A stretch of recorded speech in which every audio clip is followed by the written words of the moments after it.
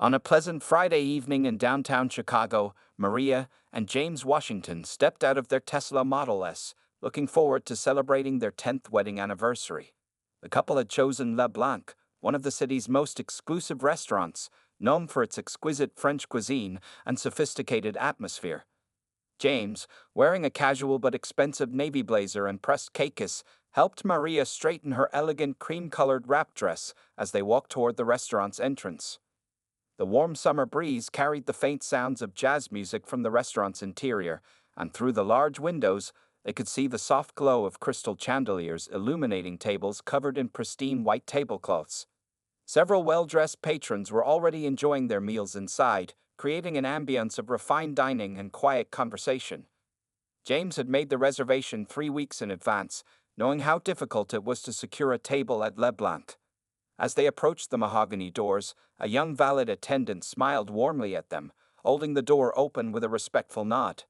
The couple's body language showed their comfortable familiarity with such upscale establishments.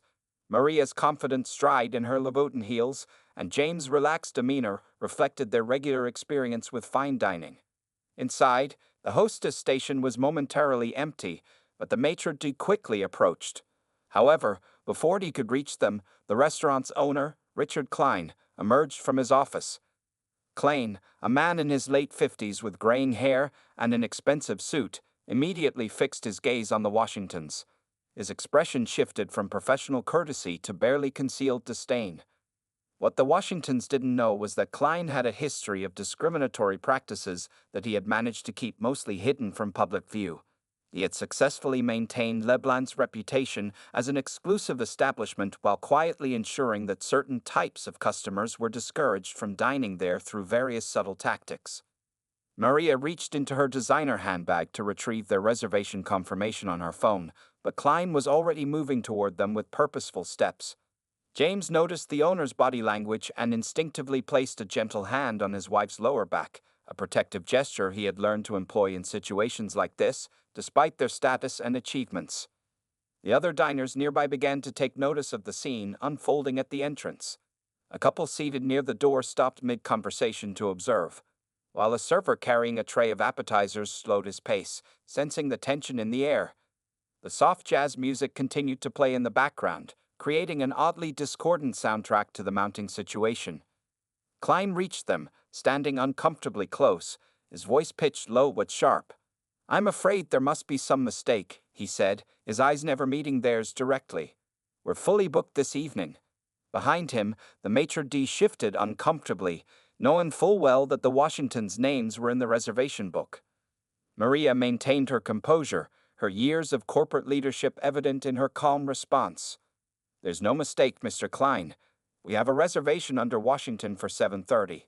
She held up her phone, showing the confirmation email, but Klein made no move to look at it.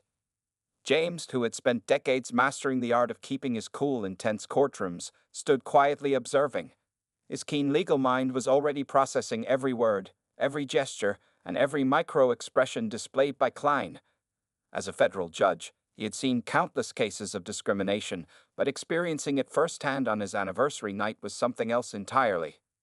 The atmosphere in the restaurant's entrance had grown thick with tension. Other staff members had begun to gather at the periphery, some looking embarrassed, others concerned. A young hostess behind the desk was frantically flipping through the reservation book, her face showing clear distress as she found the Washingtons' confirmed reservation. Klein's next words would set in motion a chain of events that would dramatically change not only his life, but the lives of everyone involved in this incident. The quiet murmur of the restaurant had dropped to near silence, and even the jazz music seemed to have faded into the background, as if the very atmosphere was holding its breath for what would happen next.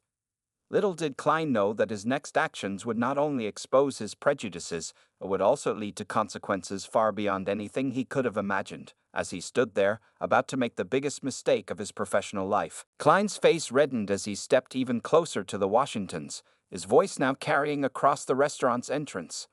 "Perhaps you misunderstood. This establishment has certain standards. We cater to a particular clientele, and I'm afraid you would be more comfortable elsewhere." His words dripped with barely concealed contempt, each syllable carefully chosen to wound while maintaining a paper-thin veneer of politeness. Behind Klein, several staff members exchanged worried glances. Sarah Chen, a server who had worked at LeBlanc for 3 years, felt her stomach turn. She had witnessed Klein's subtle discrimination before, but never anything this blatant. Her hands trembled slightly as she held her serving tray, torn between her job security and her conscience. Maria Washington's expression remained composed, though her eyes hardened slightly. As the CEO of Health First Solutions, one of the country's largest healthcare corporations, she had faced prejudice before, but rarely so openly. She glanced at her husband, communicating volumes in that single look, a skill developed over their years together. James adjusted his collar, a habit he had developed during his years on the federal bench. "Sir," he began, his voice carrying the measured tone that had commanded respect in countless courtrooms, "we have a confirmed reservation. Your establishment accepted it, and we expect to be seated." He reached for his wallet, intending to show additional identification. Klein's response was swift and cutting. "I don't care what confirmation you think you have. I make the final decisions here, and I'm deciding that you need to leave." Now, his voice had risen, attracting even more attention from the dining room. A few patrons had already pulled out their phones, discreetly recording the unfolding scene. At a nearby table, an elderly couple stopped eating, the woman placing her fork down with a quiet clink that seemed to echo in the tense atmosphere. The husband whispered something that sounded like disgraceful, just loud enough to be heard. Other diners began to shift uncomfortably in their seats, some looking away in embarrassment, others watching with obvious disapproval of Klein's behavior. The maitre, Michael Peterson, who had worked at LeBlanc for over a decade, finally found his voice. "Mr. Klein," he said softly, "the reservation is right here in the book. Table 12 is ready for them." His hand shook slightly as he held up the reservation book, knowing this act of defiance might cost him his job. Klein spun around, his face now purple with rage. "I don't care what the book says. I own this restaurant, and I make the rules." He turned back to the Washingtons, gesturing wildly toward the door. "Leave now, or I'll call the police." The mention of police caused several nearby diners to gasp audibly. A young couple at the bar area had stopped pretending to mind their own business and were openly filming the incident on their smartphones. The female bartender had her hand over her mouth, eyes wide with shock. Maria's professional demeanor cracked slightly, showing a flash of anger before she regained her composure. She reached into her purse and pulled out a business card, holding it out to Klein. "You might want to take this," she said quietly, her voice carrying the weight of someone used to being heard in corporate boardrooms. James also produced a card from his wallet, placing it carefully on the hostess stand. "You'll be hearing from us," he said simply, his tone carrying no threat, just a simple statement of fact. The federal judge in him had already begun mentally cataloging every detail of this encounter. Klein, however, was too far gone in his rage to notice the significance of their actions. He swept both cards off the stand with a dismissive gesture, sending them fluttering to the floor. "Get out! Get out now!" he shouted, his face contorted with anger and prejudice. The Washingtons turned to leave, maintaining their dignity even as Klein continued his tirade behind them. As they walked out, several other diners stood up from their tables, some gathering their belongings to leave as well. Sarah Chen, the server, quickly bent down to retrieve the discarded business cards, tucking them safely into her apron pocket. As the elegant couple disappeared through the front doors, Klein stood triumphant in his bigotry, completely unaware that his actions in these few minutes would soon spiral into consequences that would shake his world to its foundations. The videos being recorded would start circulating within hours, and the business cards he had so carelessly dismissed would prove to be the beginning of his downfall. The aftermath of Klein's outburst was immediate and electric. As the Washingtons' car pulled away from the restaurant, the elegant dining room of LeBlanc had transformed into a haunt of whispered conversations and open disapproval. Several parties were already requesting their checks, leaving their barely touched meals behind in protest. Sarah Chen, the server who had picked up the discarded business cards, retreated to the employee break room with shaking hands. As she read the cards under the harsh fluorescent lighting, her eyes widened in shock. One card identified James Washington as a federal judge for the Northern District of Illinois, while the other showed Maria Washington as the CEO of Health First Solutions, one of the largest healthcare corporations in the country. Meanwhile, Back in the dining room, Klein was attempting to restore order, moving from table to table with forced smiles and hollow explanations. Just a simple misunderstanding, he repeated, his words falling on increasingly hostile ears. A group of regular customers, the Hendersons, who had been dining at Le Blanc every Friday for the past 5 years, stood up abruptly. "We've seen enough," Mrs. Henderson declared loudly, her voice carrying across the now quiet restaurant. "If this is how you treat people, we won't be returning." Her husband was already on his phone, canceling their standing weekly reservation. Other diners began following suit, the sounds of chairs scraping against the floor filling the air as more people left. Michael Peterson, the maitre d', stood at his station, his face ashen. In his 15 years in the restaurant industry, he had never witnessed such a blatant display of discrimination. He watched as the social media notifications started appearing on his phone. Videos of the incident were already being uploaded and shared. Klein's son, Marcus, who worked as the restaurant's wine director, emerged from the cellar after hearing about the commotion. The young man, who had long struggled with his father's outdated views, felt his heart sink as staff members quickly filled him in on what had happened. He looked around at the half-empty dining room, knowing that this time his father had gone too far. In the kitchen, Chef Antoine Lambert, who had built Le Blanc's reputation for culinary excellence over the past decade, slammed his hand down on the stainless steel prep table. "C'est unacceptable," he shouted, switching between French and English in his anger. Several of his kitchen staff had already removed their aprons, declaring they couldn't work for a racist establishment. Outside the restaurant, social media was exploding. One diner's video had already been shared thousands of times, with comments pouring in from across the country. Local news stations were picking up the story, and reporters were beginning to gather outside Le Blanc's elegant facade. Back inside, Klein retreated to his office, still oblivious to the gravity of his actions. He loosened his tie and poured himself a glass of expensive bourbon, muttering about maintaining standards. His computer screen flickered with incoming emails, cancellations from regular customers, angry messages from the public, and most worryingly, notifications from several of his suppliers about suspending their contracts. Sarah Chen knocked tentatively on Klein's office door, the business cards clutched in her hand. "Mr. Klein," she said, her voice trembling but determined, "you need to see these." As Klein read the cards, the color drained from his face. For the first time that evening, the full impact of his actions began to dawn on him. In the main dining room, the remaining staff huddled together, discussing their options. Many had families to support, but the thought of continuing to work under Klein's leadership seemed impossible. Marcus Klein joined them, his face grave. "I'm sorry," he told them, "for everything my father has done, but this ends tonight." The evening's events had set in motion a chain reaction that would reverberate through Chicago's restaurant scene and beyond. As the last customers left and the lights dimmed in Le Blanc's dining room, no one knew that this was just the beginning. The security cameras had captured everything, the footage soon to become evidence in what would become a landmark discrimination case. Outside, the city continued its usual Friday night bustle, unaware that what had transpired inside Le Blanc would soon become a national conversation about racism, privilege, and justice. The Washingtons were already home, making phone calls that would set the legal wheels in motion, while Klein sat in his darkened office, still not fully comprehending that his world was about to crash down around him. By Saturday morning, the incident at Le Blanc had exploded across social media platforms. Videos of Klein's discriminatory outburst had gone viral, accumulating millions of views overnight. Local news stations were running the story on their morning broadcasts, and national media outlets were beginning to pick up the narrative. At their elegant lakefront home, James and Maria Washington sat in their study, reviewing emails and messages from colleagues, friends, and concerned citizens. Their phones hadn't stopped ringing since the previous evening. Maria was on a video call with her company's board of directors, who had convened an emergency weekend meeting to discuss the incident and craft an appropriate response.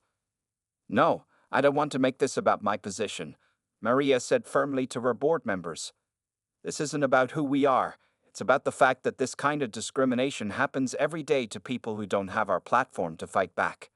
Her words were met with nods of approval from the board members on the screen. In another part of the city, Le Blanc's employees gathered at a nearby coffee shop, many still processing the events of the previous night. Sarah Chen had organized the informal meeting, and nearly 30 staff members showed up, including Marcus Klein, who sat quietly in the corner, his face drawn with worry and shame. "I've already submitted my resignation," announced Chef Antoine, stirring his untouched espresso. "I cannot work for someone who treats people this way." One by one, other staff members shared similar intentions. Marcus listened, his heart heavy, but his resolve strengthening. Meanwhile, at Le Blanc, Richard Klein arrived to find news vans parked outside his restaurant. As he tried to slip in through the back entrance, reporters called out questions. "Mr. Klein, do you have a response to the allegations of discrimination? Are you aware that Mr. Washington is a federal judge? What do you say to calls for a boycott of your restaurant?" Inside his office, Klein's email inbox was flooded with messages. His lawyer had left 5 voicemails, each more urgent than the last. The restaurant's Instagram page was overwhelmed with negative comments, and their rating on review sites had plummeted overnight. His hands shook as he opened a letter from one of his major suppliers, formally terminating their contract due to violations of their ethical business standards. Across town, in the federal courthouse, James Washington's colleagues were rallying around him. Judge Patricia Martinez, his longtime friend and fellow judge, organized an impromptu meeting of the Judiciary Committee. "This isn't just about James and Maria," she declared to the assembled judges. "This is about every person who has ever faced discrimination in this city." Back at Le Blanc, Klein's son Marcus finally confronted his father. Standing in the office where so many discriminatory decisions had been made, he found his voice. "Dad, you need to understand what you've done," he said, placing a tablet in front of his father showing the viral videos and mounting public outrage. "This isn't going away with a simple apology." Klein stared at the screen, watching himself through the lens of someone else's camera. His face grew pale as he scrolled through comments, news articles, and the growing list of cancelled reservations. The reality of his actions was finally beginning to sink in. In a downtown law office, Maria's legal team was already preparing documentation for a discrimination lawsuit. They had received calls from other victims of Klein's discriminatory practices, including former employees who were willing to testify about the restaurant's history of bias. The Washington's home phone rang again. This time it was the mayor's office. The incident had become so significant that city officials felt compelled to address it. They wanted to schedule a meeting to discuss ways to combat discrimination in the city's hospitality industry.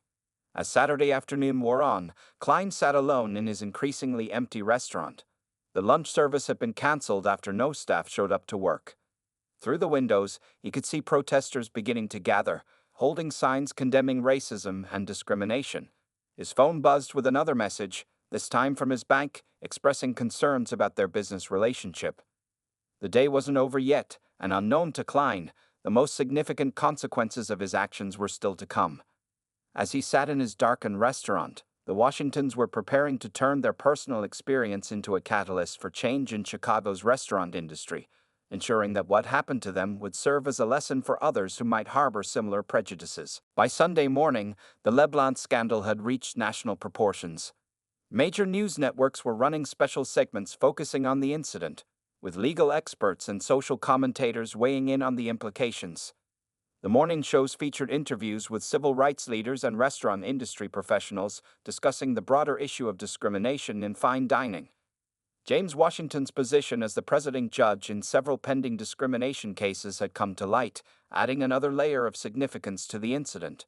Legal analysts were discussing the irony of Klein's actions, given that his restaurant was already under investigation as part of a broader probe into discriminatory practices in Chicago's hospitality industry. The protesters outside had grown in number, their signs visible through Le Blanc's expensive windows. Local community leaders had organized a peaceful demonstration, and the crowd included people from all walks of life: business professionals, students, families, and even some of Klein's former regular customers. Maria Washington's corporate influence began to show its full effect. As CEO of Health First Solutions, her connections ran deep in the business community. Major corporations that had regularly booked Le Blanc for corporate events began publicly announcing their boycott of the restaurant. The Downtown Business Association held an emergency meeting to discuss revoking Klein's membership. Marcus Klein, unable to bear his father's actions any longer, called a press conference on the steps of City Hall. I want to apologize to the Washingtons and to every person who has ever faced discrimination at LeBlanc, he announced, his voice steady despite his obvious emotion. I am officially resigning from my position and will be cooperating fully with any investigations into our business practices. Back at their home, James and Maria were meeting with civil rights attorneys and community leaders. They had decided to use this incident as a catalyst for change. We're not just filing a lawsuit, James explained to the assembled group. We're launching a campaign to address systemic discrimination in the restaurant industry. Meanwhile, Klein's personal and professional life continued to unravel. His country club membership was suspended. Old friends stopped taking his calls. His wife, who had been visiting their daughter in Boston, called to say she wouldn't be coming home until he fixed this mess. Even his regular Sunday golf partners had canceled their standing tee time. The media had uncovered more damaging information. Former employees began coming forward with stories of discriminatory practices at LeBlanc. A former hostess revealed how Klein had instructed staff to claim the restaurant was fully booked when certain types of customers called for reservations. A former manager shared internal emails showing patterns of discriminatory hiring practices. Social media continued to churn with activity. Food bloggers and restaurant critics were publishing pieces about their past experiences at LeBlanc, now viewing them through a new lens. Several had begun investigations into other high-end restaurants, looking for similar patterns of discrimination. Local politicians seized the moment. The City Council announced plans for emergency hearings on discrimination in public accommodations. The state's attorney's office issued a statement about launching an investigation into potential civil rights violations. By Sunday evening, Klein's lawyer finally managed to reach him. The news wasn't good. The restaurant's insurance company was reviewing their coverage in light of the discrimination claims. Their liquor license was under review. Health inspectors, responding to anonymous tips, had scheduled a surprise inspection for the following day. In their study, the Washingtons were preparing for the week ahead. James had recused himself from several pending cases involving restaurant discrimination, given his personal involvement in the situation. Maria's corporate board had fully backed her decision to pursue legal action, offering the company's resources to support broader anti-discrimination initiatives. The incident had become more than just a viral moment. It was evolving into a movement. Community organizations were planning sensitivity training workshops for restaurant staff. Restaurant industry groups were drafting new guidelines for inclusive service. Local business schools were already developing case studies about the incident. As Sunday drew to a close, Klein sat in his empty restaurant, surrounded by canceled reservation cards and resignation letters. Through the windows, you could see news vans still parked outside, their satellite dishes reaching into the darkening sky. He had no way of knowing that tomorrow would bring even more devastating revelations about his past practices, and that his empire was about to crumble completely. Monday morning arrived with devastating new developments for Richard Klein. His lawyer called at 6 a.m. with the news that several major restaurant review websites had removed LeBlanc's listings entirely. Yelp had placed a prominent consumer warning about discriminatory practices on the restaurant's page, which now displayed over 1,000 one-star reviews from the weekend. The morning's Chicago Tribune featured a front-page expose titled "The Dark Side of Fine Dining." The article included interviews with 15 former LeBlanc employees who detailed years of discriminatory practices. Among them was Thomas Rodriguez, a former assistant manager, who revealed a coded system Klein had implemented to track and turn away minority customers. He called it maintaining the ambience. Rodriguez explained in the article, "We were told to mark certain reservations with a red dot, meaning they should be called and told their reservation was lost, or that we had plumbing issues."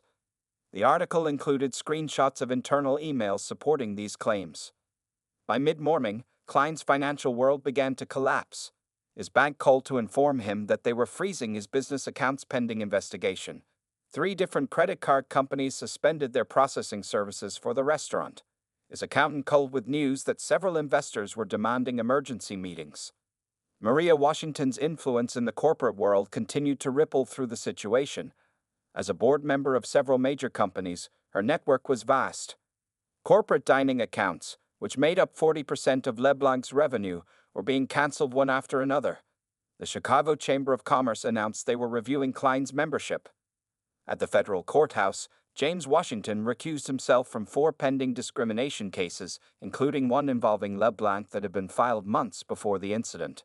His fellow judges issued a joint statement supporting his actions and condemning discrimination in all forms. The statement was signed by every sitting judge in the district. Klein's son Marcus appeared on a morning news show, speaking candidly about growing up watching his father's prejudices affect the business. "I regret not speaking up sooner," he said, his voice heavy with emotion. "But now I'm committed to being part of the solution." He announced plans to work with civil rights organizations to develop anti-discrimination training for the restaurant industry. By lunchtime, health inspectors arrived at LeBlanc for their announced inspection. With no staff present, Klein had to let them in himself. The inspectors were thorough, noting numerous violations that had previously been overlooked. Their preliminary report suggested significant fines and possible closure until violations were addressed. Sarah Chen, the former server who had saved the Washington's business cards, had become an unexpected voice for change. Local news stations interviewed her about the toxic culture at LeBlanc. "It wasn't just that night," she explained. "It was a pattern of behavior that we all saw but were afraid to challenge because we needed our jobs." Klein's attempt at damage control backfired spectacularly. His hastily written apology statement, posted on social media, was immediately criticized for its insincerity and defensive tone. "While I regret if anyone was offended," he wrote, prompting a new wave of outrage at his failure to take real responsibility. The Washington's legal team filed their discrimination lawsuit, accompanied by a press conference where other victims of Klein's discrimination shared their stories. The lawsuit detailed not just the Friday night incident, but presented evidence of a decade-long pattern of discriminatory practices. By Monday evening, Klein's wife Lisa finally returned his calls, but only to inform him that she was staying with their daughter indefinitely. "You've embarrassed us all," she said. "I can't believe you've learned nothing in all these years." The day ended with another blow. LeBlanc's prestigious wine certification was revoked. The certification board cited ethical violations in their decision. Klein's carefully curated wine cellar, worth hundreds of thousands of dollars, would now have to be sold at a fraction of its value. As Monday drew to a close, Klein sat in his office, surrounded by the remnants of his crumbling empire. The phone continued to ring with more cancellations, reporters seeking comments, and lawyers offering their services. Through his window, you could see the protesters still gathered outside, their signs illuminated by the streetlights and news cameras.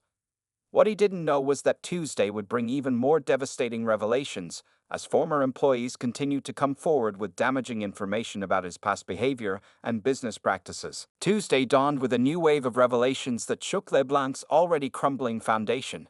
The morning news featured an exclusive interview with Klein's former business partner, David Martinez, who had sold his share of the restaurant 5 years ago. Martinez revealed that he had left the partnership specifically because of Klein's discriminatory practices. "I couldn't sleep at night knowing what was happening," Martinez explained to the television audience. "Richard would literally calculate how many minority customers we could seat without," as he put it. By mid-morning, 3 separate class action lawsuits had been filed against LeBlanc. One represented former employees who had been passed over for promotions due to their race. Another came from customers who had been denied reservations over the years. The third was filed on behalf of minority-owned suppliers who alleged systematic exclusion from business opportunities with the restaurant. The health department returned with their final report, citing 37 violations that had previously been overlooked due to Klein's connections with local officials. A former health inspector came forward, admitting that he had been pressured to ignore certain violations in exchange for free meals and wine. Klein's high-profile lawyer withdrew from the case, citing irreconcilable differences after Klein refused to consider a settlement proposal. The attorney's withdrawal statement hinted at even more damaging information that had yet to come to light. Within hours, Klein found himself struggling to find legal representation as law firms across the city declined to take his case. At noon, Marcus Klein held another press conference, this time accompanied by former LeBlanc employees. He announced the formation of a new organization called Equal Tables, dedicated to fighting discrimination in the restaurant industry. The Washington's Charitable Foundation had already pledged significant funding to support the initiative. Maria Washington's corporate influence continued to grow. Major companies began announcing new policies requiring diversity audits of all their vendor relationships, including restaurants used for corporate events. The ripple effect spread through the industry, causing other high-end establishments to nervously review their own practices. By afternoon, Klein's personal life had completely unraveled. His country club membership was permanently revoked. His daughter posted a lengthy statement on social media distancing herself from her father's views and actions. Even his weekly poker group, consisting of other restaurant owners, publicly announced they would no longer associate with him.